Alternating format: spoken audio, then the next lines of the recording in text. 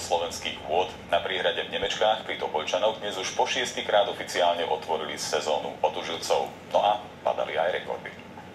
Plávaj, plávaj. Najskôr hymna, potom 3-krát zdar priehrada a hor sa do vody. Tá má dnes presne 7 stupňov, na brehu je len o 2 stupne teplejšie.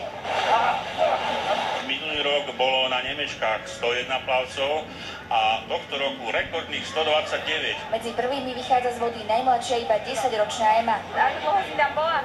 5 minút. A ako si sa pripravovala na to, aby si mohla takto odplávať? Chodila som na priehradu do Banoviec na prípravu. Každé ráno a večer studená sprcha či pravidelné plávanie, no a samozrejme pevná vôľa. Bez nej vás to do ľadovej vody nepustí. Bez tréningu sa nedoporučuje absolvovať tento druh športu. Pri pohľade na tohto pána je jasné, že otužovanie pomáha. Má 85 rokov a za sebou viac ako 40-ročnú kariéru ľadového medveďa. Plávam každý deň, skoro 100 metrov.